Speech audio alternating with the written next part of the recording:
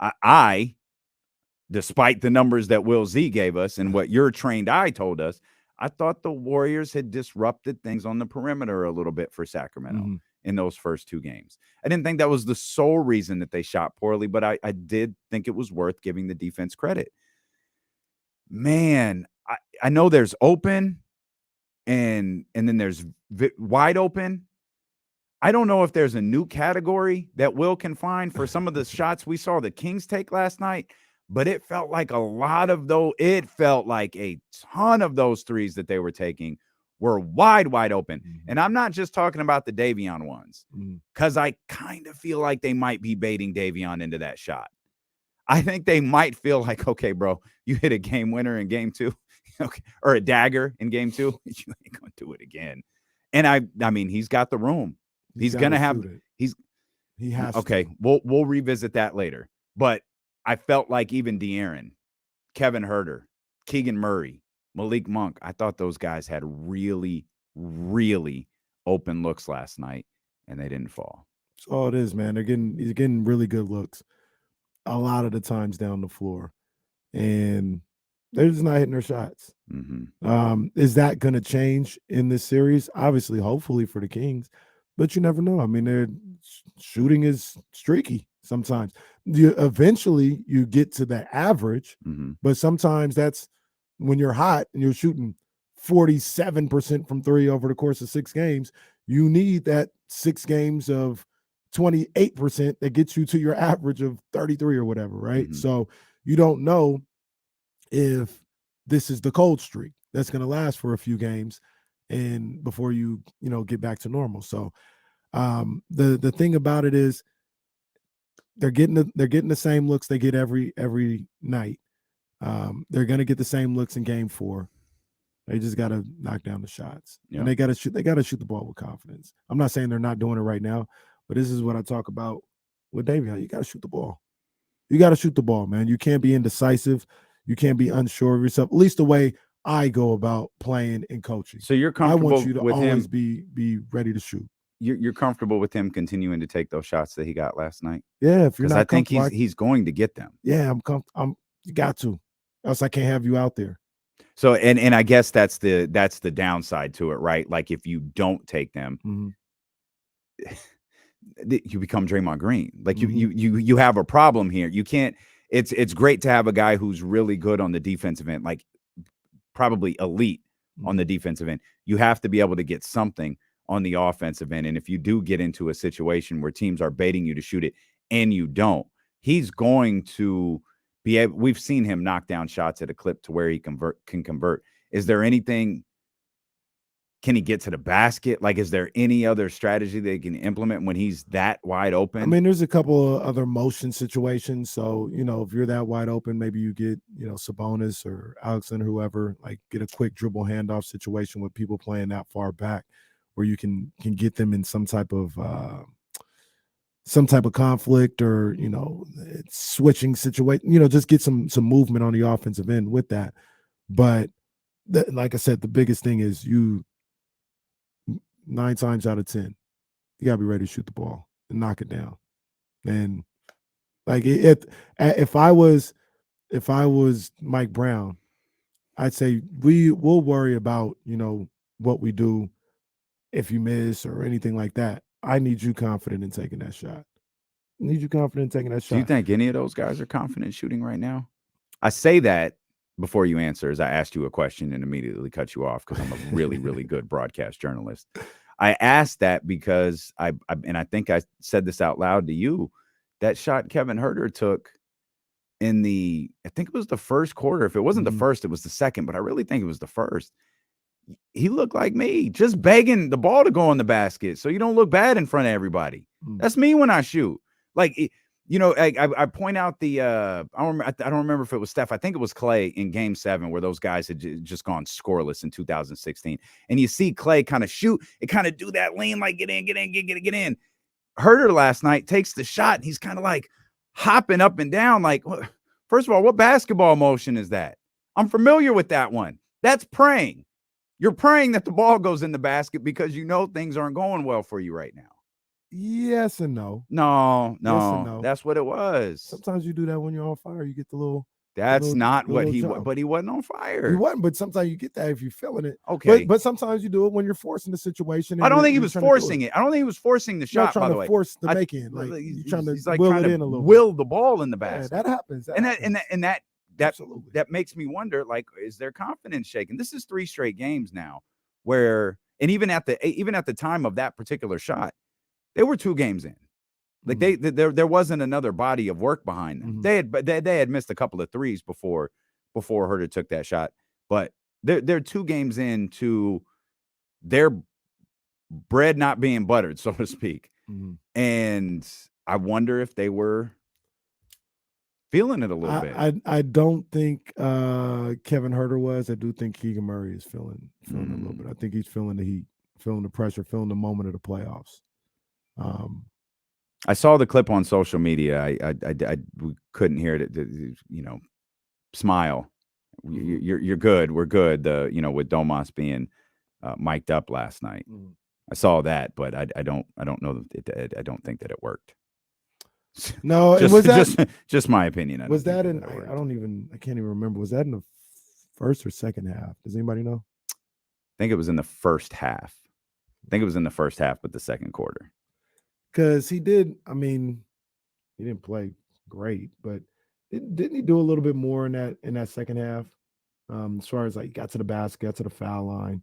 I'm not saying it like opened him up a little bit, but I mean, maybe seeing that ball go through the net a couple of times will help him out. I'm not confident in Keegan Murray in this series. I thought they tried to get him going when the game was over. Like I thought it was, hey, just go see the ball go through the basket. Yeah. And he when with PJ Dozier and the guys that were out there, and he couldn't. Yeah. Like even then, like it didn't work. I'm not confident in Keegan Murray in this series. I wouldn't bench him. People are talking about bench him and stuff. Well, I mean, that's a relative term too, right? Like I wouldn't take him out of the starting lineup if that's what people are talking about by benching him. But I would have it's boxing. Hey, you gotta show me something. Yeah, you gotta show me something else. I gotta get Lyles and these other guys in here. He would have played 16 minutes again last night had the game not finally had Mike Brown not just waved the white flag or thrown in the towel or whatever analogy you want to use. He would have wound up playing 16 minutes again. He was in with that group because they wanted to see him produce. My estimation is he was in with that group because they wanted to see him produce something offensively. They were hoping if he got a couple of baskets to go in, that might lift him up a little bit going into game 4. And it didn't happen. Yeah. He can't score, which is it's absolutely insane. Like he cannot score right now. Yeah. And the sneaky part of that is we've seen stretches like this during the season. Now, during the regular season, you could just be patient with it. Like it's whatever. We've seen, so far in the playoffs, you can't be. And that's why, with last night being a lone exception, he's played 16 minutes per game. He played 21 last night. Yeah. I wonder, I know a lot of people, think, maybe extended minutes for Trey Lyles. And I agree with that. That's where I would go first and foremost. But I wonder if we see some Kessler Edwards minutes in game 4. I'm surprised we haven't. Love Terrence Davis to death. I really thought if we got that far into the bench, we'd probably see Kessler Edwards before we saw Terrence Davis because of what Kessler Edwards has the capability of doing defensively.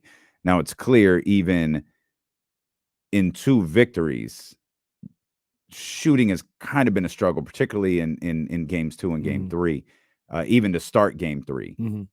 Maybe that's what Mike was looking for. Yeah. And Terrence Davis just quickly added to the break count when he came in, missing 2. He hit their second 3 though, because I think Davion hit the first one and then Terrence hit one. Davion definitely hit the first one because I feel like Davion hit the first one the other night too. Did. Yeah, he did. So, or maybe it was game 1. Was it okay? It might have been game 1 where Davion hit the first one. Okay, but yeah, he's looking for somebody that can hit a shot, and get these guys off of him. But they're shooting the ball from beyond the arc way lower than what they had in the regular season, and they're not hitting the benchmark that I've had for him so many times this year of your 12 threes. And I even upped that 12 to 15 threes. And I don't think they've hit that at all this series. They're 2-1, but I think in one of the games they hit 9 threes. In the other game, I think they hit 11. Maybe they hit 12. I can I tell think you. game one, they might have hit 12. Game 1, they were 12 of 32. Mm-hmm. In game number 2, they were 9 of 38. In Yeah. game number 3, they were 11 of 47. Man, and this is just incredible. We talked about this yesterday. We said the Warriors were going to be in that area of 50 where they were in game number 1. They were 16 of 50. Shot the exact same percentage they did in games 1 and game 2. They shot 32%. They got a few more up. Shot 32%, man. And that's what it was. And I know the game the game was never really that close. But that end of the first quarter seemed pretty big. I mean, if you look at the breakdown of the scoring, 114-97, it wasn't necessarily like they just got beat up every quarter. It was just that first quarter. They were the Kings were -9 in that first quarter. Look at all the other quarters. It was -3 in the second quarter. It was even in the third, -5 in the fourth, and a lot of that was, the game was out of hand early in the fourth quarter. So they couldn't keep it close long enough. That's what I kept saying. Let's just stay in shouting distance of Golden State. You'll have an opportunity to get back into it. And they got too far away. Too many times they would go on like a 7-0 run in that third quarter, and it would take the lead from 17 to 10. Well, you can't get to 17. Like if you're down 10 or 11 and you go on a 7-0 run, now it's a 4-point game. And that's what I meant by keep it close. You were going to have your opportunities. You just have to make sure you didn't get too far away. And they weren't able to do that yesterday, man. And a lot of credit goes to the Warriors and how they played and what they did. And like I said, the Kings, they just didn't hit their shots, man. It felt like the entire game, the Kings were down 20. Like the Warriors led wire to wire.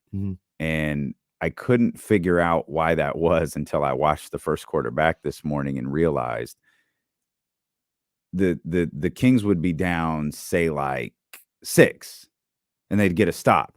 They'd get up and down the floor. They wouldn't get a basket. They would run back, but they get another stop. Lead still 6. Run up and down the floor. No basket, though. And then they give up a 2-pointer. So now you're down 8. And then that would happen again, up and down the floor. You get a stop, but you don't get a basket. You get a stop, but you don't get a basket. You get a stop, you don't get a basket. And then the Warriors get it. The Kings continuously didn't put the basketball through the hoop. And when the Warriors did, it was so spread out from the last time they did it. It felt like they were down 20 the entire game, when really they were within, 10, 12 for virtually the entire thing, right, until the fourth quarter, where things kind of really opened up. And part of it is what you just laid out. Those runs would happen. It would get to 16, 17, whatever. And then a run would happen. You'd be like, okay, they're still within striking distance. It's fine. But I think, through most of the season, we've talked about the Kings are never out of a game because of the way that they shoot, the way that they play. Like, they're never out of a game. That run can happen. I never once felt like that run was coming last night. Yeah, I just couldn't, because we keep talking about it. They just couldn't hit the shots. They couldn't get it going. And the other thing about this, and I know you'll agree, man, this is playoff basketball. It's what happens. Like, you're going to have games where you're off for 1 or 2 games. The other team's going to beat you. Like, they're going to play well enough to beat you. All right. So what, I mean, we've been watching basketball. Well, we've been watching basketball for our whole lives, playoff basketball for our whole lives. How many times have you seen a beat down in game 2, and then the scene shifts, and then the other team is looking completely different. This is where the whole terminology of the others and what they're able to do on their home court and things of that nature is part of it all, man. The Kings, they were gonna, the ultimate goal is always to win a championship. If they were gonna win a championship, they were gonna go 16-0. Then we're gonna play, these games. Yeah, that wasn't gonna happen. If they're gonna beat the Warriors, you had visions of if they were able to get game 3 that they could sweep, but I don't think anybody was putting their money on a sweep. Like, Warriors gonna win some games. So the Kings gotta Kings got to be ready on Sunday, be ready to go, get that one to take complete control of this series. And yeah, that's what it is.